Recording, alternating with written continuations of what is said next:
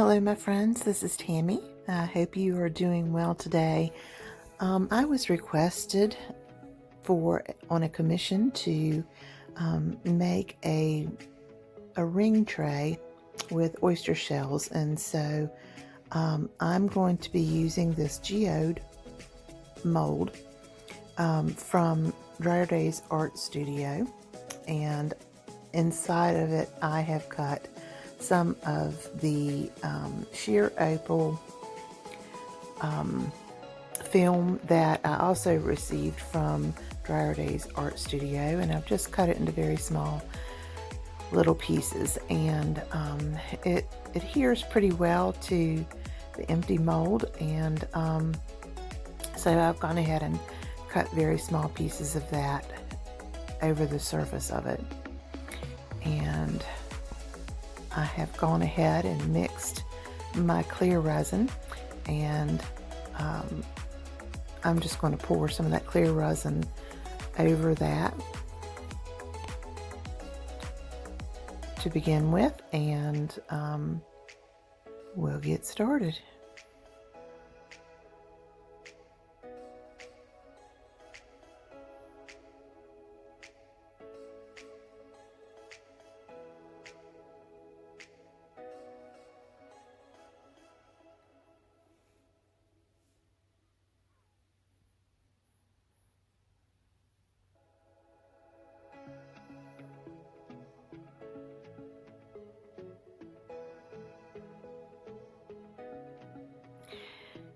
Now I have this crystal insert, and you can see that I had already tried it in the mold to see if it was going to be too deep or too shallow, and it is a little bit thicker than the mold itself when I lay it in, but it's going to achieve a look that I'm aiming for. And so it already had some of the film over top of that, and I'm just going to place it back down in there. So I have mixed a couple of colors. This one here that you're looking at is called Magical Gold, and it's just a shimmery, very, very pale white gold color, almost like an ivory gold. And this is the Iridron pigment that I purchased from Laura's Art Studio. She had recommended it as I was looking for something that had qualities that would help some of that pigment to kind of float to the top and lay on the surface, and this does a beautiful job at that. Now I've also mixed up this pink alcohol ink in my resin, and it's called dark pink. It comes from Let's Resin. I got it from a box of resin, and it's not very dark, but we'll try it and see. But I wound up adding more of that pigment to it because it just wasn't strong enough. I'm just gonna add my layers in. I'm going to start with my gold and just randomly add to my mold over the clear layer, the thin clear layer, and this gold will truly be stretch a long way. So I decided that I would go on ahead and put the gold the whole way around the mold instead of eliminating that section there where the insert was placed.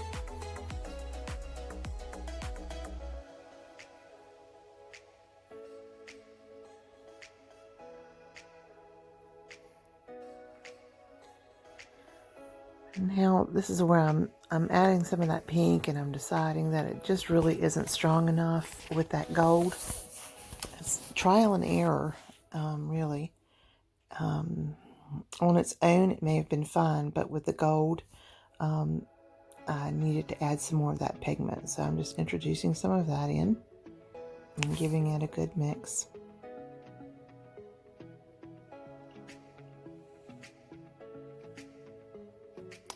And this is much better.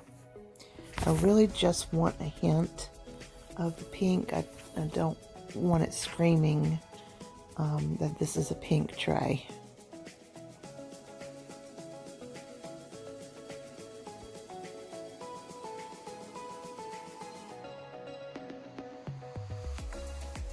I hope everyone had a great Easter. We celebrated with family here at our home. Our children and grandchildren were here through the weekend, and we just had a lot of love and fun here.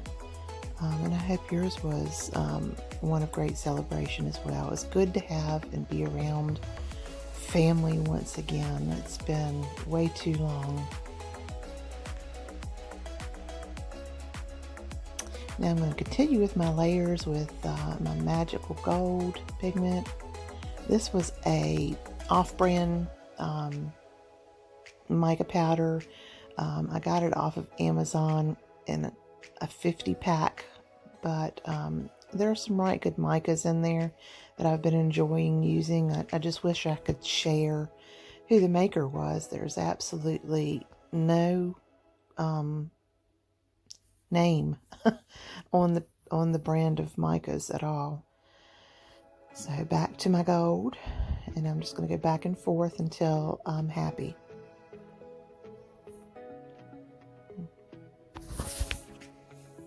And here I'm trying to add my heat and realize that my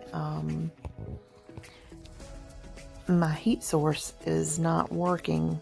I had purchased a new setup to plug in all of my electrical appliances for my studio, and wasn't really sure what was going on with that. I didn't know if I had bought a faulty one, but it just wound up that my heat gun wasn't plugged in properly.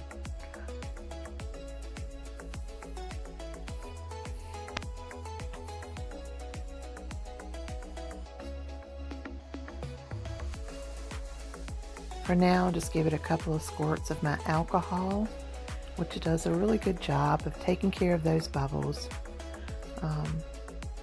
without adding any heat at all. But I do like the heat gun in this instance, in using this gold, especially with this lighter pale magical gold and more of a and then the pink alcohol ink. It really kind of helps to feather in those colors together, to have that that heat gun moving those pigments around.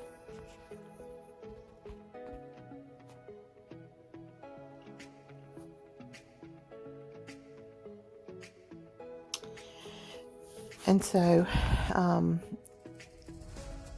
y'all know that I'm a little bit of a neat freak, and I go back and forth with trying to keep my workspace neat. I'm a neat freak, plus I'm just a hot mess express sometimes. And on this particular day, I had started with a very nice clean studio and ended up with a pure disaster. These here are some oyster shells that I made from resin. I purchased the molds from Amazon, and they're sugar molds to make confectionery molded ornamentations for cakes and candies and such. And I'm using them for resin, and so I'll be adding those once I'm doing my top layer or my top coat. I'll add that on in a little while. Now, this is a brand new mold. I wanted some new earrings, so I went on Etsy and started looking. And after about an hour of searching, I found these earrings, of flamingo earrings, and I just think they're adorable. They are just precious, and I'm so excited to be making them for the first time with you guys. Now, this video and the purpose of this video is for the ring mold, but I'm adding in this extra footage for you to see. But if you just look in the search bar of Etsy for flamingo earring molds, this should pop up. It was probably about $18, $19, maybe $20 mold. It wasn't cheap for a small mold, but I can tell you that it's extremely well made. I'm just adding a little bit, just a touch of clear resin to the body of the flamingo.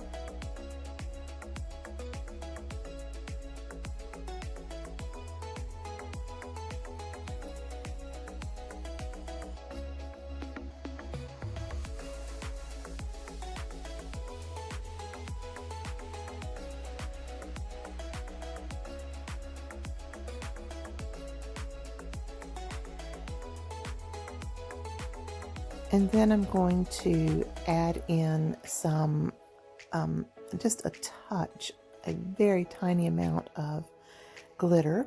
And I purchased the glitter from Laura's Art Corner. It is called Wedding Bliss. And it has a beautiful shimmery look to it. It's kind of has kind of a champagne-y undertone to it, but it has a lot of that opalized look to the flakes as well. It's really beautiful.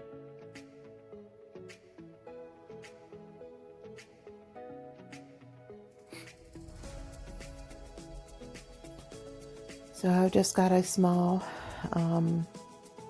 popsicle stick, and I'm just sprinkling a little tiny bit into the body of the flamingo on each one, and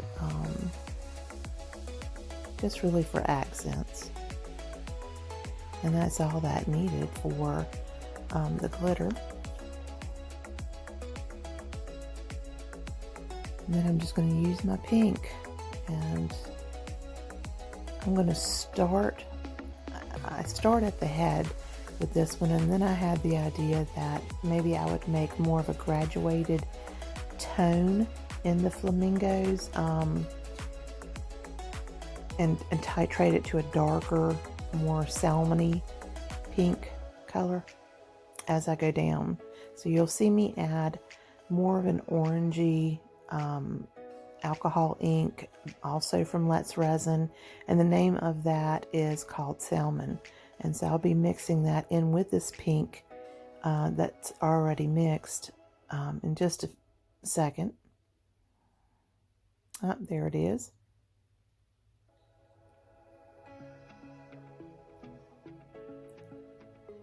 And you can see that it's just a tad bit, almost like a creamsicle color, just a little bit more of an orangey hue to it.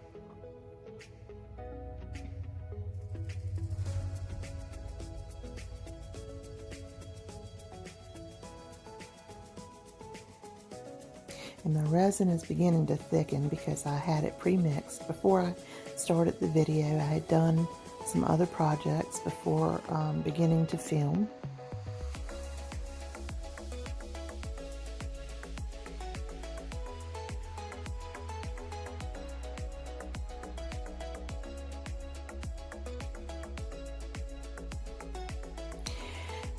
If you're enjoying these videos, please be sure to give me a thumbs up. It really does help my channel to grow. I would really love it if you would tickle that subscribe button and join me for my future videos that I'll be making. You would be notified if you do subscribe, and I would greatly appreciate it. Also, feel free to leave your comments or questions, and I will be happy to answer them, or comment back to you just as soon as possible. But I would love to have you as part of the Art by Tammy Lassiter's YouTube family. you would have my undying gratitude.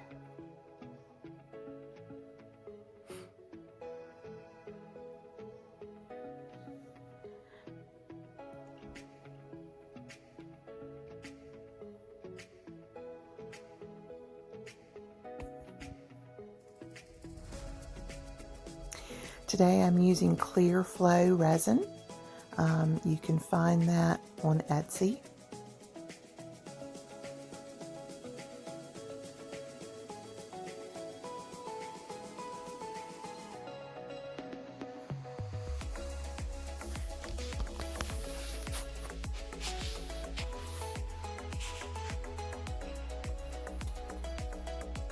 And you'll see me do this a lot when I'm pouring into molds, especially molds that have the thinner areas. I like to tap it on my tabletop so that any air pockets might be released and filled with the resin, and if there's any additional areas thereafter that needs to be filled, I can go ahead and capture those. Now I'm going to move back into frame the ring mold, and I found these mica flakes by Blair, something like that, Bar. Anyways, I just spilled them all over my clean table, and I did add some of them in. But they really didn't give much benefit to the piece.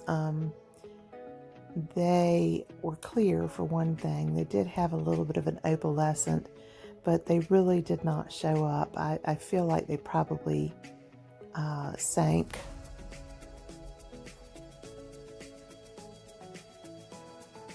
Because they're not on the surface anymore of the piece. And so you'll see me fiddle with this for just a few minutes.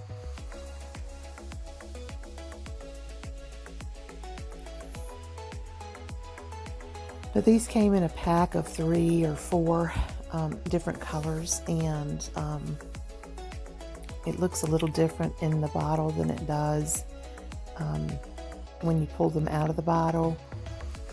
It just doesn't do much. You can see that it's almost clear like cellophane when I pick up the individual pieces, but can see how they glisten on the table when they're there.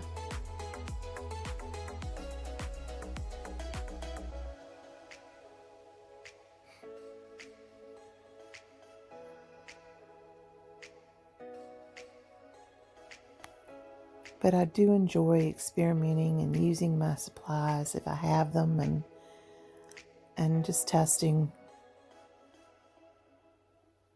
things, because you never really know what you're going to fall in love with and want to do, again and again. And I'm just using some little tweezers that are very handy for this type of process.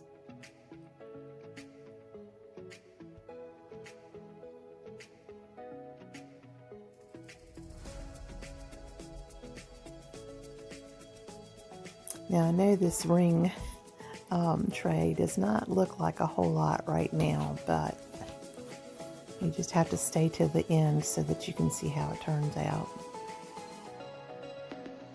And you can really see how that pink is showing through. I'm just going to add some with more of that deep salmon in there now.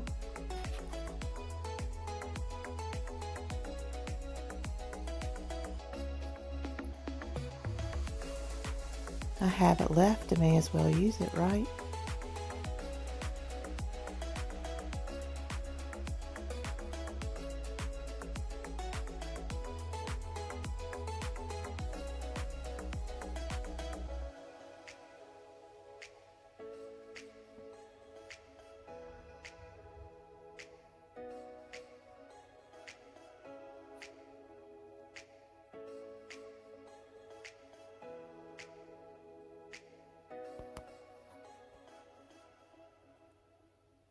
And I want to make sure that I'm getting right up next to the insert, because I really don't want there to be any clear areas left outside and away from that crystallized area that I'm making.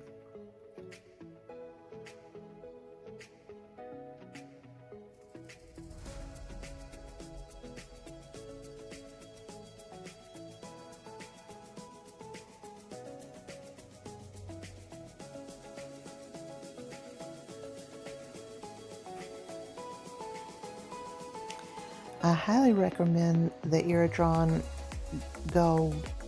I think this is Iridron Pale Gold. It's just a super product. I absolutely love it. And again, that came from Laura's Art Corner. My insert molds came from JuliArt. She, you can look her up on Instagram. But it's JuliArt, JuliArt. And my Geode mold came from Dryer Days Art Studio. And if you want a discount for that, I have a 10% discount that you can get from Dryer Days Art Studio at LoveRes10, LoveRes10, LUVRES10 for 10% off of your purchase. All right, so here we are the next day. You'll see some pieces in my frame that, as I told you, I had made earlier to taping yesterday. But I'm going to start with the mold that we are here to create. I've gone ahead and mixed up more resin so that I can pour my clear flood coat on my jewelry tray.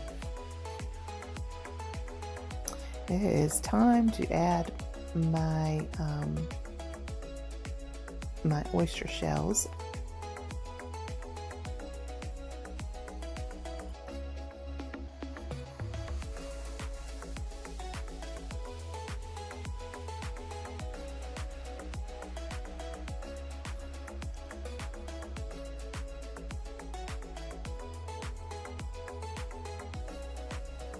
I just played with colors until I was satisfied with what I had for the oyster shells.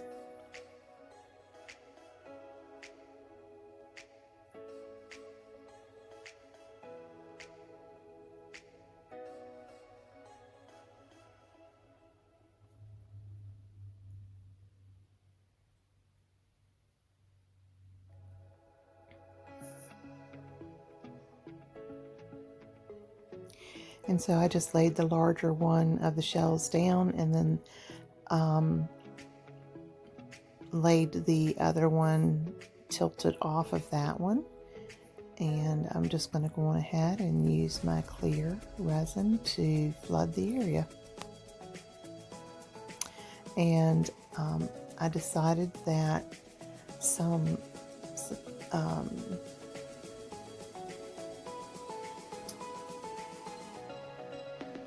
pearls would look pretty cute in the mix, and so I tucked one or two of them up underneath of the little cave I created, and still have one that peeks out.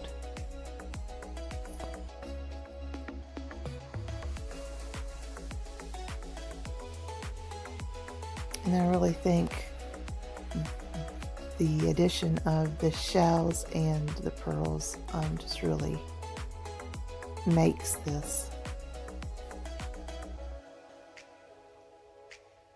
And when the piece is completely dry, and not until then will I take out the crystal insert mold, because what would it happen if I take it out is that the newly fresh resin would flood into the cavity that I created, and or am creating, and the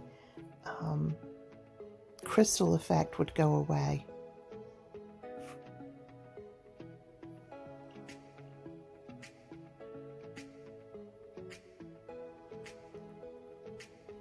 So I'll just go ahead and move that to the side once again. And clean up my smears.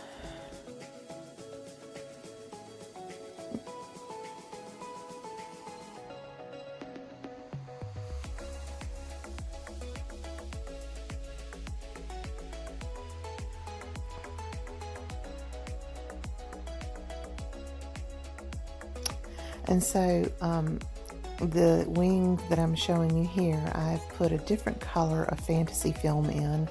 It's called Blue Nile from JuliArt Art Studio.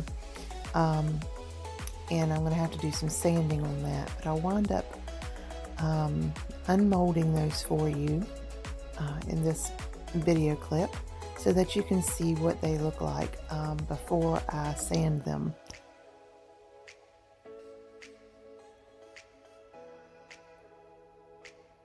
And generally what I did was I just crinkled up, I balled it up, and got lots of wrinkles in it as much as I could, and then opened it back up again and laid it down into the mold, and then poured my resin over it.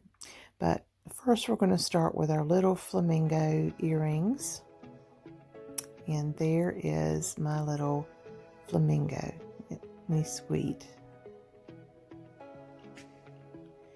I've got to do a little bit of cleaning up. I had a little bit of overage between where the legs cross, and so I've got to go into that and take an X-Acto knife or something and clean that up a little bit. But other than that, these turned out just precious. I love it.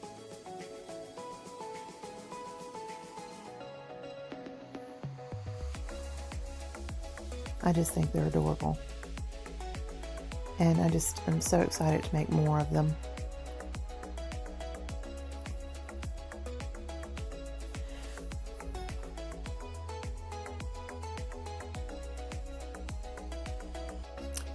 Okay, so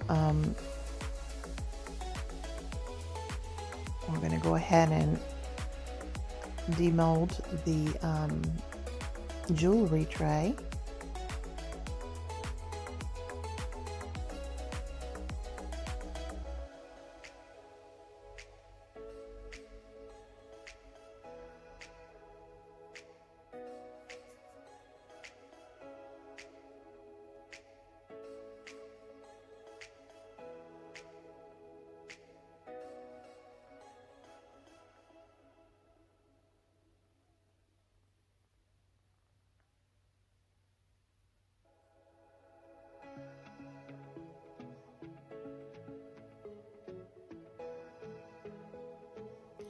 This is the underside of the tray, and you can see that kind of opalized area there where I had placed all of the very small cut up pieces of the fantasy film down to the mold before we started. And here we have our little crystal insert removed. And I really love what happened to this because the insert has the crystallized edges as well. The crystallization came all the way up along the sides and up and over, just because of how it sat inside of the mold. And then of course you have all of the crystallization there at the bottom. And I just think this turned out super pretty. I'm probably going to make one of these for myself. I just really do think this is super cool. I'm going to clean up the edges, probably add a little bit of a gold border to this, and she'll be done and on her way to her new home.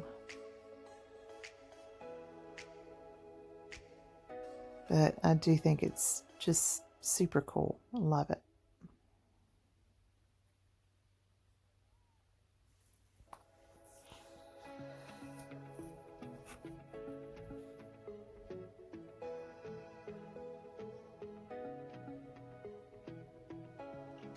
So you can see how I cut my pieces for this too big, and then when I crinkled it up, I didn't lay the paper down as flat as I probably should have. But all I have to do is to go in and just sand. I can cut the excess and then go in and sand that back side and clean it up some by adding just a very thin layer of resin, bringing it back to life again on that side. But I can't wait to show you what these look like on the other side of this, and that's why I'm putting in the work to fix these pieces, because it just turned out so cool. But here you are, you have the Blue Nile fantasy film from JuliArt's art studio. By the way, these wing molds also came from there, and it's really hard to tell under these studio lights, but that Blue Nile fantasy film, when it's cast in resin like this, it glows like you just become so fascinated with how it moves with the light, and the depth that it brings. It's just stunning. And I mean, look at that. And so off camera, I will go on and you'll see the etching into the mold, and I will fill in some of the etching and probably add some gold around the edges of the wings, and you know, just a little bit more work to these. But I might be keeping these just because I love them that much.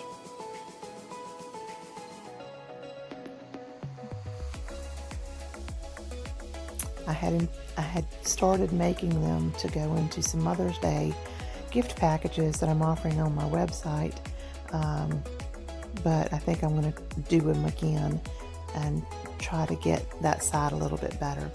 This was in a failed project. Well, no projects are fails. You always learn something from them. But I had a crystal cluster there that I'm pointing to now, and I used another crystal insert there on that other side, see there, and added again some of the sheer opal fantasy film.